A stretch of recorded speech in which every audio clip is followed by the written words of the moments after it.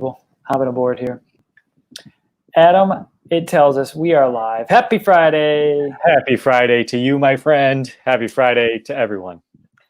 Wow, the zeros of watchers. I hope all is well. On replay. Yeah. Non-live folks. I'm wishing you a happy Friday. They're going to come and watch this later. Yep. Hey, thanks for joining us, folks. Thanks. It's Friday. It's time for Adam, Paul, Vincent, Vincent Esquire, Adam, Paul. And I'm Paul. It's time for Learn a Little on Friday. Right. We're going to do this. Today we're going to talk about an exciting venture for a friend of ours who partnered with his life partner to write a book. So we'll get to that here in a little bit, huh? Yes. They will join us. They will join us here in a bit. In the meantime, busy schedule. They're probably out there signing books and so on and so forth. They're probably at your local Barnes and Noble. And many interviews, but either way, we'll have them soon. In the meantime, I think our plan, if I got this right, Paul, is a Q&A from our many viewers who might show up in the live comments. So feel free to jump in. We'll make something up until those questions come along. That's right. But so this week, though, we helped a number of nice people acquire residential real estate. So, Adam, while we're here, and since we don't have a question yet, why don't you tell the first thing that is helpful to do, in your opinion, when you are buying residential real estate, either with an agent or not with an agent? What do you think? Either way, you know, if there's an agent involved, there's usually a listing price, so that opens the doors to conversation. But if it's a private thing, you know somebody or have a friend who has a family member or whatever that's going to introduce you, or has a house that you might be interested in, you can start informal negotiations. You can make them a little more formal with a letter of intent. That's just a letter that sometimes, most of the time, is not binding, but you got to be careful. It can bind you depending on your actions. But generally, that's just something that kind of opens the door to talks. Or if you want to go to the more formal route, like a usual purchase, it's a purchase and sale agreement. So you put out a contract, you sign it, and Greg's harassing you. And who is this? Craig. Who's this Dana Chick or Denisic or Dana Chick? Danny. Right. Yes, here I am. Not traveling to the office as much is the inside joke there, guys. Everybody knows about these strange times. But anyway, so the most formal thing you can do is you have some idea of what they're looking for. If it's not going to be a total surprise, you can have a purchase and sale agreement typed up. You should get that advice from your trusted legal advisor to draft that contract and be sure you got everything that's in there. Price, what you're buying, the terms of a closing should it happen, what fixtures, appliances, other stuff you want to be included in the deal. And you can name your title company if you'd like to do that, and just some other terms. But you can go across. So there's some options in terms of how formal you want to get in starting out your talks with a potential seller. Yes, that's a good idea. How'd I do? Dude, you nailed it. I mean, I wasn't really listening, but yeah, you did a great job.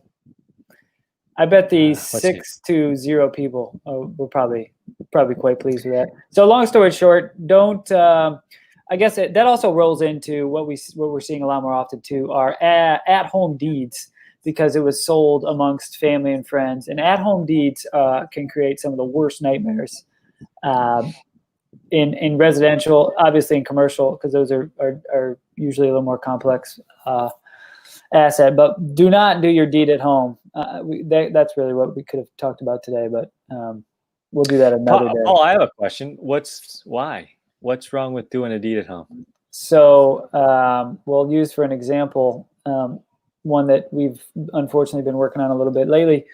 About 20 years ago, someone did an at-home deed, and then they transferred to another at-home deed. Then now someone's passed away, and that at-home deed got transferred to somebody else. So unwinding at-home deeds is just a stinky nightmare. So don't do that. Yeah, there are some intricacies involved in deed drafting that, if gone wrong, create large headaches. So, hey, we got guests. Yeah. We have guests here, and and no one wants to hear us anymore. So let's give them that distraction with timing couldn't have been better. People that are more interesting and more entertaining.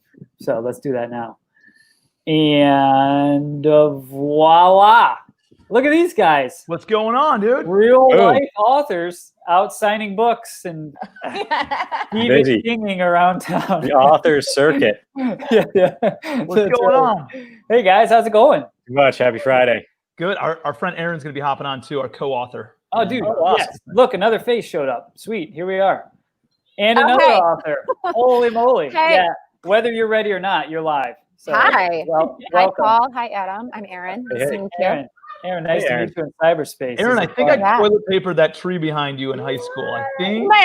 I think that was one of the ones. I don't know if you got all the way to the backyard, but you can make a citizen's arrest. Citizen's arrest. Let's do it right here. Yeah, we're just statute on that. What's going on? Not too much, man. Talking at-home deeds and all sorts of awesome stuff. Oh, yeah. People just priming the audience. People love deeds. Let's talk deeds. It's a tough opener. Talk advances. Yeah, that's right. Pretty exciting stuff for you guys today, huh? Yeah. Crazy day. Super exciting. So we kind of like socially announced. We've been working on this book series for a long time, and I'm sure we'll dive into it. But we announced it on social media on Friday last week, and officially launched it on Amazon today. And we hit #1 bestseller in kids. What is it? It's kids money or kids money management. Money management or kids books about money or something like that. And we're #7 in all kids books across all of Amazon right now. Dude, legit. Yeah, that's crazy, right? That's really cool. Yeah. So we're pretty pumped up about that, and it's not really, I mean, a little bit about money, I guess, but it's really about like goal setting and about just kind of being in the zone. So I'll give you guys like a little bit of a backstory on this thing. 3 years ago. Before we go though, I want to make sure that the other authors are talking even more than this guy, because this guy just talks all day. So we can just good. So let's let him go. And then we're gonna bring in. And then I'm off. I'm gonna tell you the story because I was the visionary in this thing. I was the idea, kind of like you guys are idea guys, but you guys don't really work hard, and we don't do it. Yes, and we don't right. You hand it off to somebody else to do the work. That's what I did here, right? It's very similar to your business model, guys. Good work, smart man. It's always the people behind the scenes that don't need credit. There you go. Oh my gosh, we're seeing the partnership dissolve right here live. Facebook Live, people, it's live TV. No, so 3 years ago, I'm out of Mastermind down in Florida, actually, with our boy Mark Evans. You guys all know him. So at his event, and I'm flying back. I'm reading the Magic of Thinking Big by David Schwartz, and I was like on the flight, and I'm like, man, these principles are so good. And Penelope was 2 years old at the time, or just about to turn 2. And I was like, I'm getting this when I'm 31 years old. Can you imagine if I would have had this when I'm 2 years old, 5 years old, 15 years old, 25 years old, whatever, like earlier than whenever I was reading it. And then so I got off the plane. I was like, I need to find some of these books to instill these principles of achievement and success and entrepreneurship, like all those different kinds of things into my little baby girl, right? And so I get off the plane and I start Googling different kids books, personal development, achievement-oriented books, and like literally nothing was out there. There were a few things on being kind and the golden rule, and even a couple on like working hard, but nothing on thought philosophies and principles. And so I was like, man, like I should write these books. It's actually like a really cool idea. Like, what if we took all these amazing personal development books and made kids versions of each one? And so that was kind of like our goal initially, and I just sat on it for like a year and a half. And Erin and her family go on vacation with us and one other family every single fall. And we were I don't know, sitting in a pool late night, drinking cocktails and talking about life and business and all these things. And I was like, I got this amazing idea. I just need to I'm so like, think about a year and a half ago, what I was doing in real estate. Like we were just buying everything, and my business was just growing like crazy, and I had a lot of moving parts. And so I couldn't personally do anything, and we struck a deal. And so they inched me out of my equity pretty considerably, actually. Yeah. I need the representation. You guys must have really been drinking. He was really drinking, wasn't he? Yeah, that's good. He really was. Yeah. He gave it up pretty quick. Yeah. So Tim and I have known each other actually since we were in middle school. We've been friends since we were like 12. So Yeah. Crazy. What is that? 22 years, 23 years? Time. Almost 23 years, hun. Yeah, a long Never time. Never mind. Yeah. Cool. But it just, he's been a good friend for a long time, and we've always kind of shared a similar mindset. And then especially when we became parents, our kids are the same ages. And when we became parents, it was like even more apparent that we kind of always shared this similar mindset of just always kind of striving for continuous improvement and, being obsessed with never settling and reaching your full potential and thriving and investing in yourselves. And that, we've always kind of had similar mindsets in terms of those ideas. So it just made sense when he was talking about this idea and this vision to write these children's book, like a series of it. It just made so much sense to kind of partner up and work together. Yeah, that's awesome. It's been fun. So we decided, what was that, like October of 2018? We decided, hey, we're gonna start working together on these books. And the first book, none of us have ever written a book. We always kind of had ambitions or goals to do it, but none of us have ever written a book. So we had to learn an entire new industry and start making phone calls and start reading. Aaron and Kate actually sat down and looked at how do you map out an actual storyline and a plot and all these different kinds of things. And then I'm working on talking to publishers and talking to printers and talking to designers. And then all of a sudden we came across some local Cleveland guys to do the illustrations, which was pretty cool. There was a mural in Lakewood and I was like, oh, that looks kind of cool. Let me call up my brother who lived in Lakewood, still lives in Lakewood. And I was like, hey, do you know who did this? And he's like, oh yeah, it was this kid, Derek Brennan. You should reach out to him if you want him to do anything for you. And so I was like, hey, you guys ever illustrate books before? And they're like, no. I was like, you want to? And they're like, yeah, we'll try it. Sure. Yeah, I don't do books either. So let's do it. Yeah. We're all new. Yeah. My first time too. It's a learning curve. So we partnered up with them, and the girls, they read each one of the books. And so the first one was Think and Grow Rich, right? Napoleon Hill, the foundational personal development book of all time.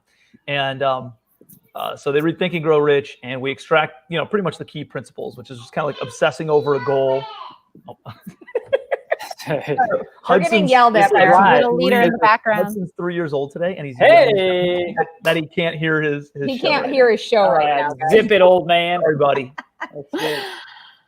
So he's obsessing. He's learned. He's learned that you got to be obsessed. Yeah. So group I delegated this task to. Turn up the volume. Turn it up. Got too much. So we the basic principles of Think and Grow Rich is whatever you can conceive and believe you can achieve, right? And there's some other things that you got to write down your goals and you got to obsess over your goals and keep that top of mind all the time. You're going to have sacrifices of other things that you want to do, but if this is your real goal, you're going to have to overcome a lot of that kind of stuff. And so, it was, I think the girls knocked it out of the park with the storyline, and thank you.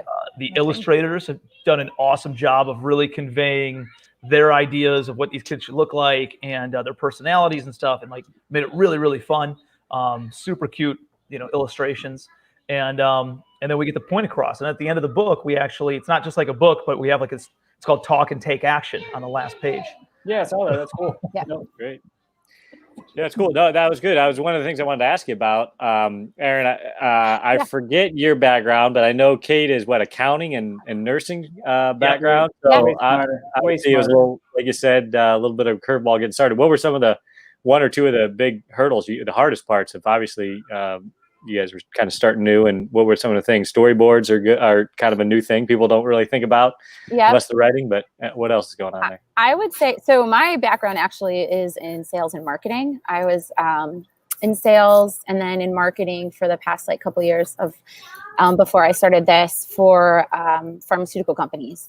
So I really didn't have, I would say, a background in writing per se, no literature degree, English degree. So I would say the biggest hurdle, personally for me, and maybe, I don't know, maybe for Kate as well, but it was really just acquainting myself with how to write a book and how to write a children's book.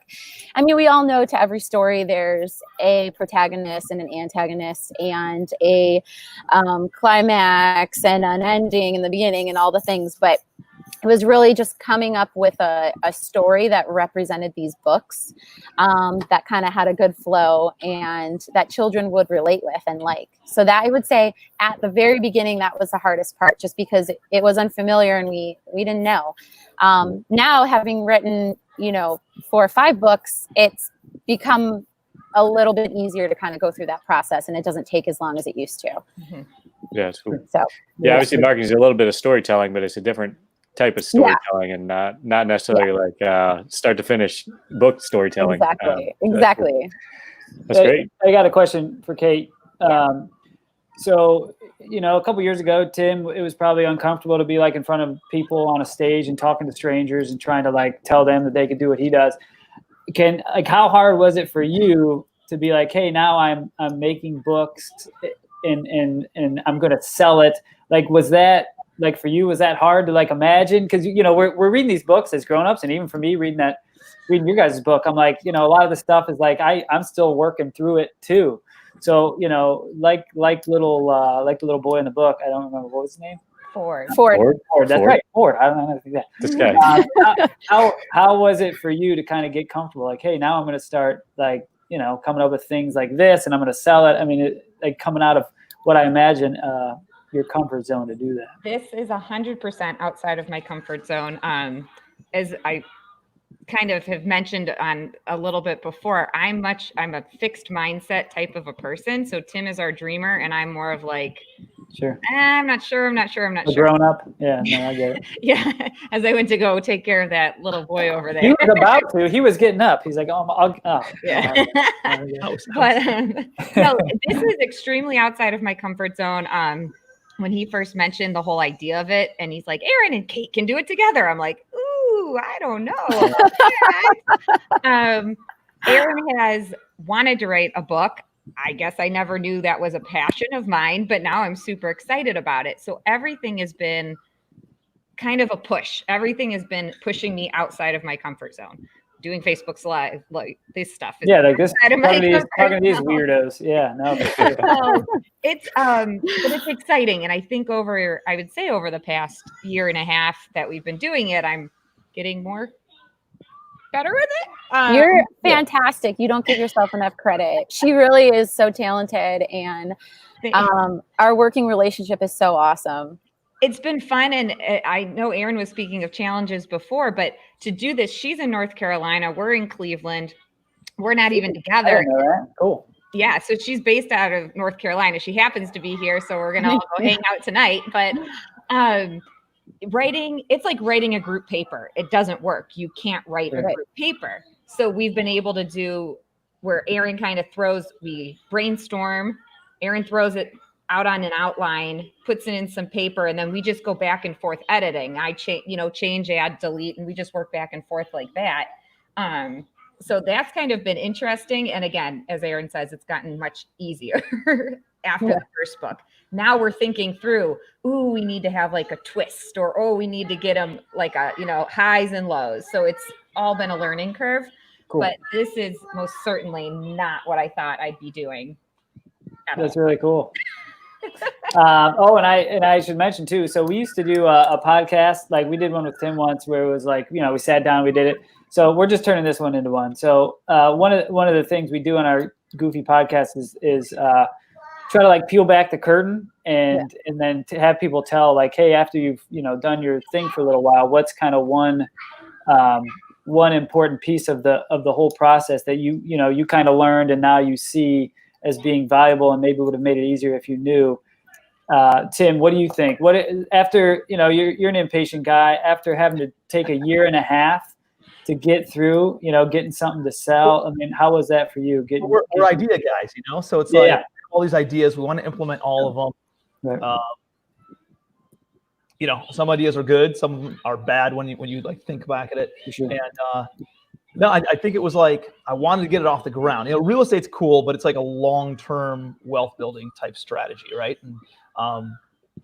And it's cool for me, but it's not really a big impact piece. I got into coaching, like 2.5 years ago. So like that's been cool. I've got a lot of good feedback on that. But I just think this is like an even more noble effort, right? And I think we can make a bigger impact. And I think these messages can resonate with kids at a younger age. And all of a sudden, as they grow up, like, I don't know how many books I never read a book, dude, until after college, right? Like cover to cover, I read. I think you are like everybody else, man. That's like probably 90% of the population. Yeah.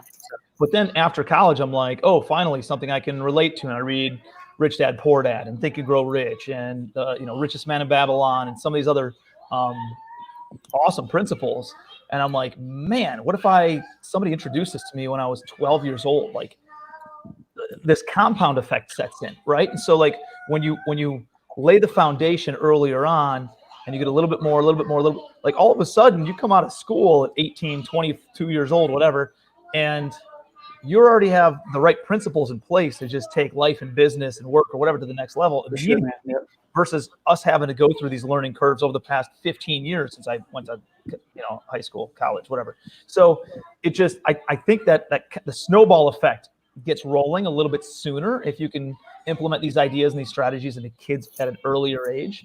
And so, like, that's always been a big driver. So I knew, like, I joke around, like, Aaron's got 40% of the company, Kate's got 30%, and I have 30%, right? And so I joke around like they pushed me out of all the equity, but the reality is it's not about me, right? It's not about her. It's not about Aaron. It's about the kids. It's about making an impact. And who knows? Hopefully Scholastic or Baby Einstein. That's right. Since they're watching, they're probably one of the 3 watching. For sure. I'm sure it's them. Hopefully they come in and want to buy us, but I don't know. Friends with Mr. Scholastic, but you know what? Yeah. It was a longer process at first. It did take us 1.5 years, and Tim was pushing, every time we would talk, we're like, all right, where are we? What are we doing? Where are we at? But, I think we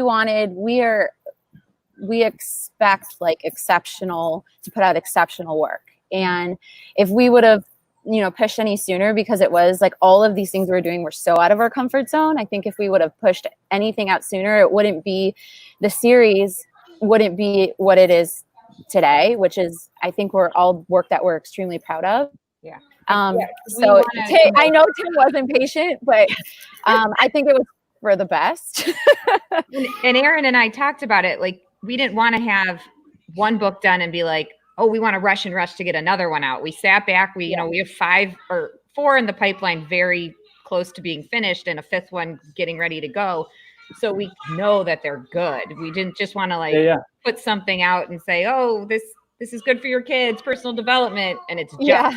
So we took our time. And we thought from a business standpoint, we could create more momentum that way too, right? Like, instead of waiting 6 months to have another book come out, like, we have 3 that are pretty much done. 4th one just needs to be illustrated, and the 5th one we're going over the storyline and stuff. So we're gonna have 5 books out before Christmas, and it'll be something exciting, right? Like, it's middle of July right now, so every 30 to 35 days, we're launching another book for the next 4 or 5 months.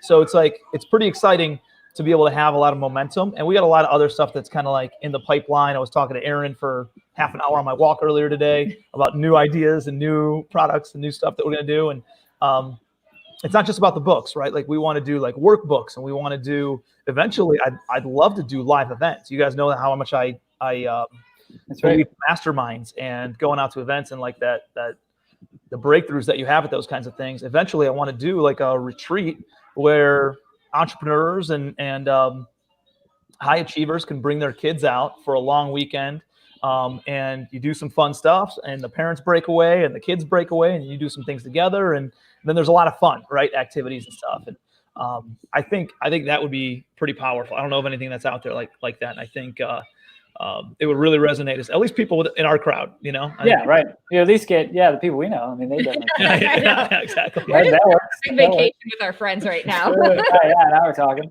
And I think that's important. You guys put out like quality, because you can put out an adult book, and they, one, it'll just sit on a shelf, or it won't really be looked at that closely. But like kids' books, the goal is to make it so somebody buys it once, and then, like, I have a ton of Berenstain Bear books from when, with my mom's handwriting, like Paul's book, 1983 or something like that, like, and if you put out a turd, that thing will not be passed down. So that's good. I'm glad you guys, and you can tell you guys, it's thoughtful and lots of pictures, and It's really good. So Thank Yeah. you. It's been a heck of a process. But it was fun, man. It's like, it's fun to learn a new industry. It's fun to, like, we all think about writing a book, but it's all like, it's this other world. Like, I got to go and dive into it. And like, whenever I thought about writing a book, I thought about like renting a cabin on a lake, like Walden Pond, right? And just sitting in a cabin overlooking this lake, growing a beard, like, and actually handwriting some sort of a book. Yes. And it doesn't have to be that, like, you don't have to plan your life around this whole thing. And that's good. It's actually, I wouldn't say it was easy by any means, but like, it's not as complex as you might think. It's easier. Like, you write the storyline, you refine the storyline, you get some illustrators to come in and put some pictures to it. And then you go back and forth and see what you like, what you don't like, and try to make improvements wherever possible. And then you contact somebody who's a professional on publishing, and you tell them to walk you through, and then you lean on all their resources and connections and all the people, the network of printers and people that they know. And the idea, like, we wouldn't have become an Amazon bestseller today if he didn't kind of advise us on how to go through that whole process. Like, there's some nuances, right? There's certain metrics and things that you got to do at different times of the day and all that different stuff. And it allowed us to get that status in a pretty short amount of time. So you got to find the right people, right? You got to partner with the right people, and you got to not only have a good idea, but you got to work real hard, and you got to have a long-term vision, and again, focus on quality instead of that, putting out a bunch of garbage just to do it. Yeah, I was I'm actually an English nerd. Taught a little bit of writing in a previous life, but anyway, one of the things you guys talked about in the process, Kate and Aaron, was like, behind the curtain is like, it's more about like think about the process, about how you are going to produce your book, more than like getting hung up on the final product. Eventually you have to get that final product, but you can't get hung up on how you're interacting and all that sort of thing. Like, kind of get through the process of producing something and then work on it. Yep. Tim, like you mentioned, you putting together the team behind the scenes. Paul mentioned, like, one of the things we like to kind of lift the curtain on it. So who's the person that like kind of advised you on that? What is there a title of that person, or what's the role they play on a person who's like, I have an idea for a book and I got to figure out how to actually put together a product, but then what happens? Like, who's that person that you reach out to? Like, are you talking about the guy who helped us with the publishing and stuff? Or with the publishing side. Publishing side. There's a guy named Mike Fallett who I met actually through Mark Evans. He helped him with Magician versus Mule book.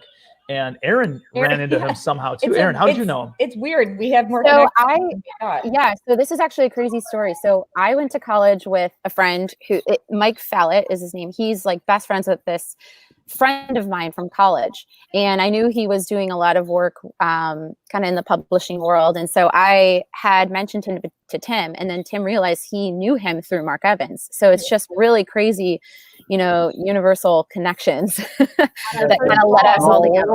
Like Pittsburgh, Pennsylvania somewhere. Yeah. Go ahead. Yeah. So say on our first call though, we're like talking with him, and he mentioned he's like, Tim Bratz, that name sounds familiar. Yeah. And we're like, Tim's like, I wrote a forward for a friend. He's like, wait a minute, Mark Evans. It just was like, we realized that we all had this connection. It was really crazy. I think I got your Facebook ads, man. Turn them on. There you go. So these companies people don't realize. So Mike's company or similar companies are out there that actually help you kind of with all that. He's out there to do all this stuff. So he helps people actually write books, and so he'll actually, you can pay him like, I think it's like $10,000, which is actually very inexpensive compared to all the other like companies that do what he does. But you pay him $10,000. He has an interview process that he puts you through on a few phone calls. And again, you don't have to go and sit at a lake somewhere and write this book all on your own. He actually just interviews you. He comes up with like an outline. Hey, here's the 12 topics or something that I want to make sure that get conveyed, these ideas. And then he interviews you on those, that extract stories. And then he records the whole thing, right? And he goes, it's only like 4 hours worth of interviews. And it's like two-hour interviews. He goes through that whole process. And then he hands it all off to a ghostwriter that writes your entire book for you. And this is like for a business book, and the girls wrote. We don't need it. Right. But if you want them to write the entire book, they'll do the whole thing and they'll publish it and they'll guarantee that it's an Amazon bestseller, and they'll go through that whole process. And it costs you $10,000. And it's like the best business card you could possibly come up with, because it's like, oh, do you know anything about this topic? Do I know anything about this topic? I wrote the book on it. You know? That's right. So, no, it's cool what he did, and he, he charged us a nominal, minimal fee to just walk us through the process and connect us with all of his resources. And it was $500 or something like that. I don't even know if we paid him that much. And so he like walked us through the whole thing, and he consulted with us and all those different things, because we had already written the book ourselves and we already had everything set up, and he helped us turn it into an ebook. He helped us turn it into, like, put it onto Amazon, and connected us with our hardcover book printer. And he's like, no, Amazon's the best for paperback books. And it was a lot of moving parts that we had no idea about, but he's been doing this for 15 years, so he just knows it. But there's people like that out there that you can just kind of lean on, and they can walk you through that whole process. It's pretty cool. Yeah, it's awesome. Yeah, it's really we got a question. We got a live question from my man Kevin Hackbart. So can you guys read that question? Yeah, I can read it too. Want me to read it out loud? Aaron, you see it on the right side? He's got the narrator voice. Yeah. Who's narrating the audio book? A nice voice. You want me to? Not I. So my girls are 10 and 12 already. Anyway, do you guys eventually have plans to do books for preteens and teenagers? If not, do you have recommendations of books that can teach preteens these principles? So, great question. Kevin, what's up, buddy?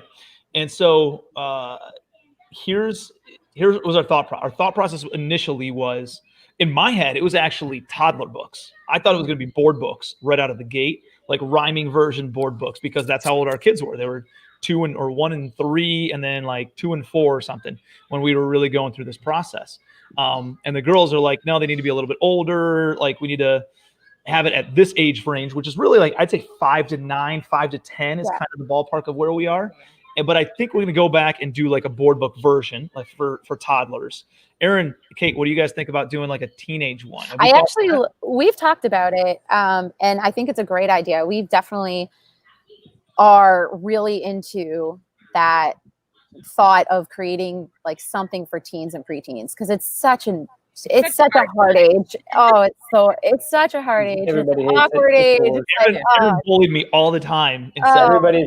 Everybody's ugly. Everybody's mad. It's just the worst. It's the worst, right? Those are the books like you kind of were thinking. So obviously we want the success principles involved, but also can we cover other topics too? Yeah. Like, we're open to like keep exploring the bullying, the whatever. Like, we are ready to take on whatever anybody wants. Yeah, and no, go for it, girl. Sorry. I was going to say, and like a lot when we create these books for like preteens and teens, I think what's cool about our books now is that there's always this underlying antagonist, but he is kind of always bullying the group and bullying Ford, and they always rise above that. So I think there's always like a deeper message in these books, but it pertains to kids from 4 to 9, and then also even like when we write these books for teens and preteens that age as well, whether we like specifically address bullying or not. It's always like gonna kind of be seated in there. Yeah, it's a different animal, right? Like, you're writing to a very different crowd. Yeah.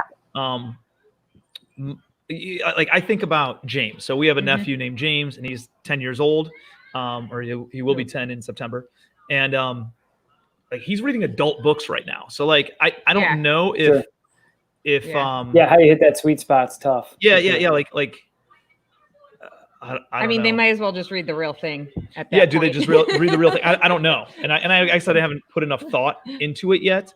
I'm just reading the actual book.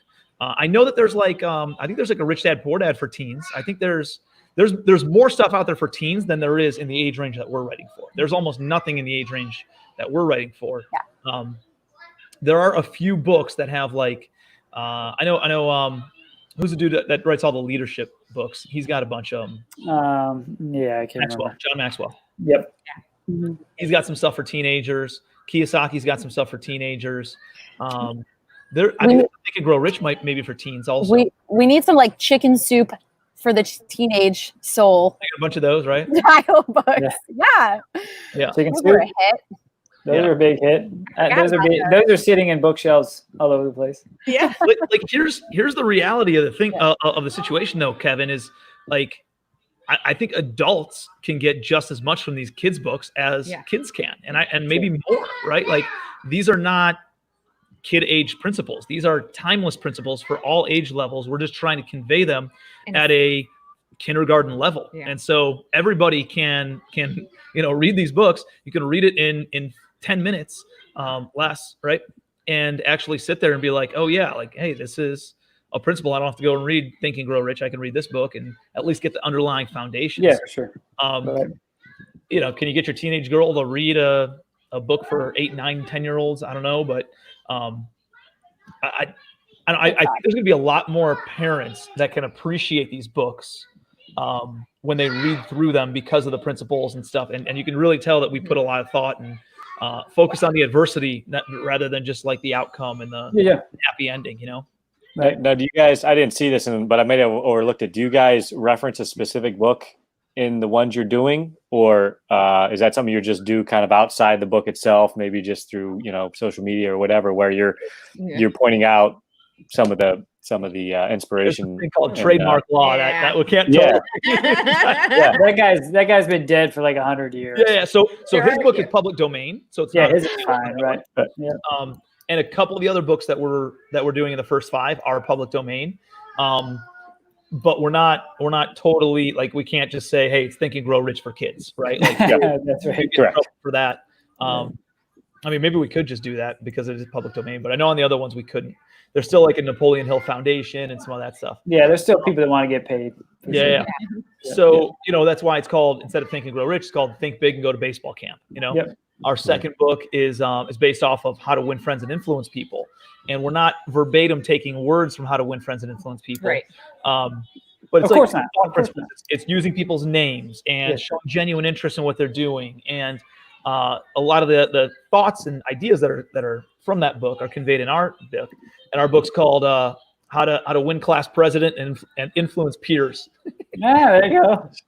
There you go. It's a little, it's a play on it, which gets around the whole trademark type stuff. Right.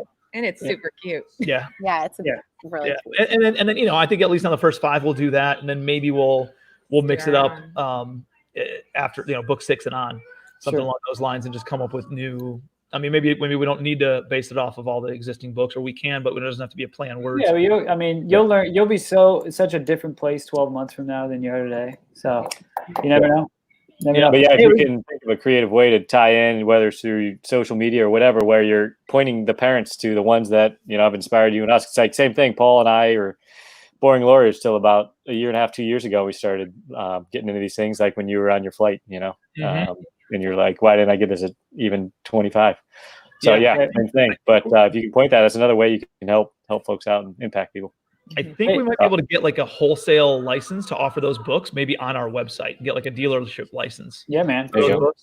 And then we're not saying that the kids' books are based on the big books, but we'll it might be right next to it. I mean, right here is our book, right? How to Win Friends and Influence People, and then here's How to Win Class President. In your face, Bezos. People also were shopping for this book, coincidentally. Yeah. At the bottom. So, hey, we got a live question here coming from. Let's see who it is. Looks like her name is Chloe. Chloe, Hi. Hello, Chloe. How are you? Thank you for taking this time on your busy Friday. Do you have a question for us? I have a question for you. Oh, good. I just I read your book this morning and I thought it was really good. How do I get it for my friend? Oh. Wow, what a question. Wow, that's a great question. You are so sweet too. Well, Thank you for reading. yeah, that's so sweet. Thank you. You can hop onto our website, www.littlelegacylibrary.com, and you can buy your copy. Sweet. There you go, Chloe. Write that down. Before purchasing with your credit card. Okay. She's just going to tell Amazon. Click the plus button as many times you can, Chloe. Right? Alexa, order me this book. Order me 10 of these books. 10. That's right. Good job, Chloe, whoever you are. Chloe, you are a rock star. Thank you so much for hopping on, and thank you for your positive review of our book. That's amazing. That's right. Give you 5 stars. I bet you. You're welcome. You must have a really great mom, at least. Yeah, no doubt. Yes, I'm sure both of your parents are great, but I'm sure at least your mom is really off the charts. That is man. Yep. Sure. All right. Thanks a lot. We'll see you later. Thank you. Stay in school. Bye. Bye. School. All right, good. Too cute. She's adorable, man. That was, yeah, very cute. Thanks for smiling. Yeah. Adam, do you have any other questions? No, that was great. Appreciate you guys coming on here. You guys feel free to share anything else you'd like to. So you mentioned the website one more time. LittleLegacyLibrary.com. Little Legacy. Yeah, you guys you're selling soft and hardcover, right? So the hardcover's on our website, and then the paperback will be on Amazon next week sometime. So yeah, since we're here, that brings up a good question. Like, hey, how does that work? Does Amazon like print your book, or how does that work for you guys? Yeah, so the cool part is Amazon does print on demand. So you don't actually have to order a bunch of inventory. You don't have to ship out a bunch of inventory. What's cool is like you upload the PDF to the book. They go through a process for a couple days to just approve everything and make sure the formatting's all good. And then they give you a price. Here's what it's going to cost based on number of pages and color or black and white or whatever. And it's like, here's what it costs. And it's usually like for a book, that's a business book, would be like $3 or $4. Ours is, because ours is color, but it's smaller and bigger, it's still like the same price. It's about $3 or $4. Cool. And so I don't even know. It might be like $4 or $5 actually. And then they take a royalty on it. So their margin is, I think, like 40%. Mm-hmm. You sell a book for $10. They take $4 of it, and then it costs $4 for them to actually print it and ship it out. So you're making $2 on a $10 book. So it's not like a big money maker, but the exposure on Amazon is incredible. So that's why the exposure is good on Amazon. But we sell our book through our website because then we don't have to pay some retailer markup, and we can stay connected with our customers as well. So, and Amazon's not very good at like hardbook cover books fulfillment. So we had to buy a bulk of all those. We bought 1,000 books. It's crazy how the pricing drops once you get up. It was actually the same price to buy 500 books as 1,000 books. Doesn't make any sense, right? It was like $14 a book to buy 500 hardcovers, or $7 a book, or like $7.20 or wow. 1,000 books. That's math. I'm good at that math. I can do that. It was like the exact same price. So anyways, That's really cool. So what's cool about these printers now is they realize that I don't want a garage full of books. So they print it, and then they warehouse it, and then they will ship it out. So dude, technology, right? Our website is designed where somebody buys it, and then it gets the fulfillment email gets sent to our printer in, I don't even know where it is actually. But he gets it. Strongsville, maybe. Yeah, maybe Strongsville. Yeah. Details. Didn't you say this was Tim's role? No. Details. Yeah, what is he getting his interest for? The visionary. Visionary. I'm imagining that it's going to happen. I don't know where. We redefined our roles here, and we've kind of taken. I think we're having this is a member. We've got operations from now. This is a partners meeting right here. I think we need a 6-month job review. Yeah. I will say though, it goes straight to him, and then he just ships it out from there. So we don't have to touch it. It's totally automated once people order a book, which is really cool. Like, you don't realize that's the case. Sometimes you think you either got to go through Amazon, pay their markup, or you have to warehouse it and ship these things out yourself. It's not that complicated. That's really cool. Aaron, what were you saying? I was going to say self-publishing is actually a lot easier than one would think. And it's kind of like, there's a lot of people, I think, in the world that have awesome ideas and great, topics to probably write books on, but it's a little bit intimidating because they don't really understand the process or what to do. But I mean, we didn't go obviously through the route of using a publisher, which at this point right now, I'm pretty happy about that, because again, self-publishing, it's pretty easy. It's not easy, but it's doable, and it's easier than you would think. So right. For everybody out there that kind of wants to write a book, I would definitely look at self-publishing. Yeah, especially now. I mean, technology, 15 years ago, it seems like you would have had to like sell out of the trunk of your car. But now, like Tim was saying, it goes to some stranger that you'll never meet, and they get the little notification. Then they go to UPS and send it off. And the only time you know a book sold is when your check comes. So it's huge. I think there's sometimes a benefit to going through a publisher. Like If you're one of these big, novel writers, they'll stroke you a check for $1 million for the next book, and then they handle all the marketing expense, right? They get it into all the different stores, and you really need to have I don't know, I guess either a solid following or have a certain type of fictional book that a lot of people buy, but really have a big mindset in order to take this thing to the next level, because really you don't make any money if you go with a publisher other than really the advance. They keep almost 100% of the money thereafter. And sometimes they even keep 100% of the money. And I don't know, I think these are so sentimental almost to us that it's not really about making a bunch of money. It's really about an impact piece, like I said, and we care so much about it that we want to control the business and the product a little bit more than going through like a publishing company. So, and when you have a boss, I mean, you're stuck with what the boss tells you. So, that's another benefit of not having a boss, is that you don't have to maybe travel somewhere, or you don't have to, sell it for some amount or be uncomfortable doing something that you don't want to do. So. Yeah. So no, man, we're excited about it, and a lot of good stuff that's still in the pipeline, right? And going to start cranking. I think we sold about 250 books actually in the past 7 days. Now we're talking. Yeah. So, great. And that's often just some social media posts. Like, we haven't paid for any marketing yet or doing anything like that. So we got a nice little stride going, and we got the other book that's going to be released next month too, and some other good stuff going on. So we're super excited about it. Well, good. I think Adam just got disconnected, but he didn't have anything good to say anyway. But I appreciate you guys coming on, spending a bunch of time. I hope people, hey, wait, he's back. He's back. He's back. Change of scenery. He got to get closer to the router. That's right. I was just pretty much wrapping it up, Adam. It's great. But thanks so much. We're excited for you guys. Looking forward to that next book. And thank you.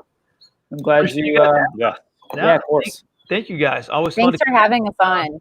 Yeah, for sure. Yeah, you're going to be on iTunes here at some point, whether you want to or not. So, hey, and just so you guys know, Kate and Aaron are now part of the Legacy Family Mastermind. So, look at their brains; they're getting bigger. Wow, that's cool. So that's awesome. So it'll be excited. You guys will be able to meet in person. We'll meet you in person for sure. All right. Well, thanks, guys. Appreciate all the time, and we'll be in touch for sure. All right. Thanks, Tim. Thanks for having me, Kate. You got it. And